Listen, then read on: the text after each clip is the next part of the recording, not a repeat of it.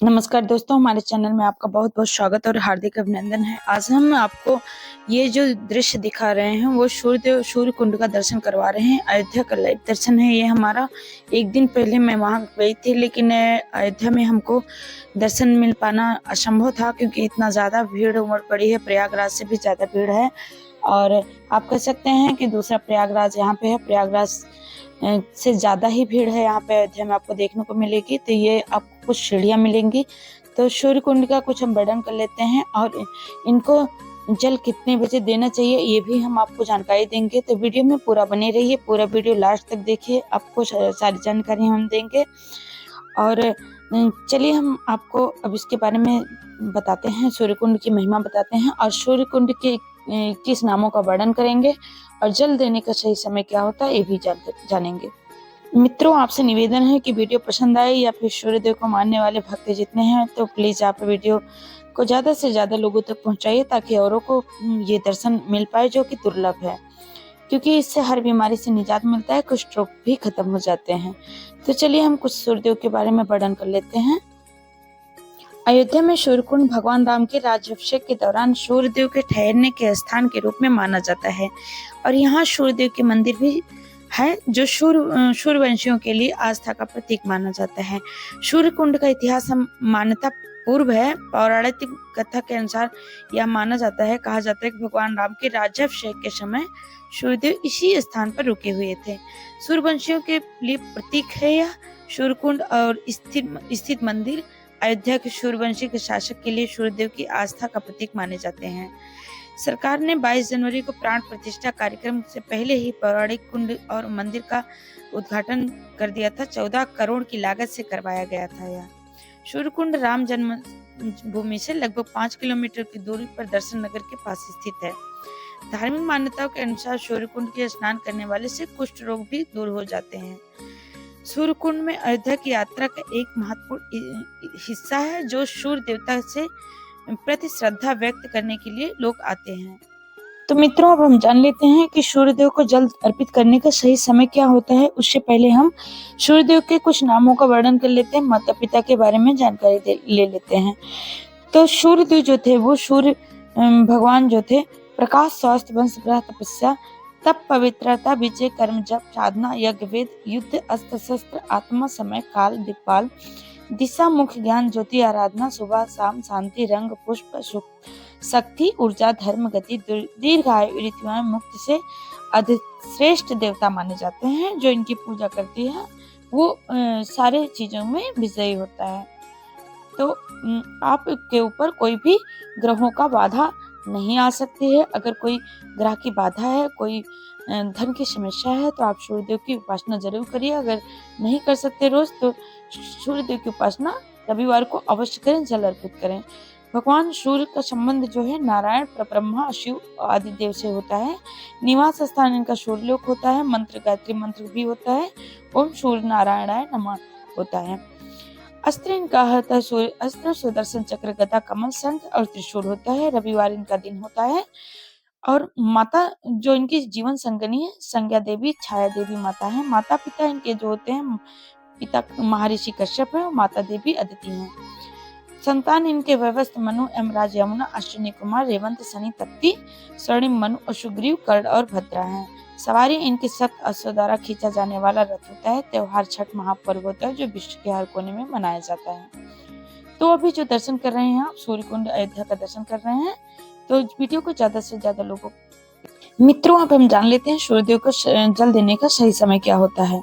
उससे पहले ये जो मंदिर है वो वहाँ पे भगवान श्री राम और माता जानकी के साथ विराजमान है और इनके साथ भरत, शत्रुघ्न और हनुमान जी भी विराजमान है, जहाँ के दर्शन हम आपको करवा रहे हैं।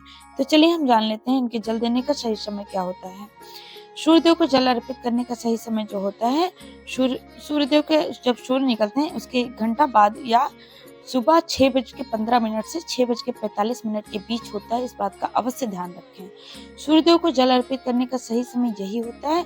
सूर्यदेव के सूर्य उदय के 1 घंटे बाद भीतर भी आप जल दे सकते हैं, लेकिन शुभ मुहूर्त जो होता है 6:15 से 6:45 तक ही होता है। यदि आप रोजाना नहीं जल दे सकते हैं तो कम से कम रविवार को जल अवश्य दें। तो वीडियो को लाइक करें। हम आपको जो दर्शन करा रहे हैं सूर्य कुंड में प्रभु श्री राम के दर्शन करवा रहे हैं। तो विधि क्या होती है उसके जान लेते हैं। स्नान करके साफ कपड़े पहने, तांबे के लोटे में जल दें। जल में रोली, चंदन, लाल फूल, अक्षत मिलाएं। पूर्व दिशा में मुख करके जल अर्पित करें। ओम सूर्याय नमः करके जल को अर्पित करें। गायत्री मंत्र का भी जाप कर सकते हैं। जल अर्पित करने के बाद जमीन पर गिरे हुए जल को अपने मस्तक पर लगाएं। सूर्यदेव को जल देने का लाभ क्या होता है भी जान लेते हैं। सूर्य को जल अर्पित करने का सही तरह से कष्टों का छुटकारा मिलना होता है और कुंडली में जो भी ग्रह दोष मजबूत नहीं होते वो मजबूत हो जाते हैं और निगेटिव शक्तियां घर से दूर हो जाती हैं।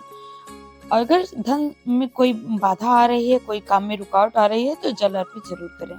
जल चढ़ाने का सही समय यही होता है 6:15 से 6:45। तो मित्रों अब हम जान लेते हैं जल कैसे चढ़ाएं।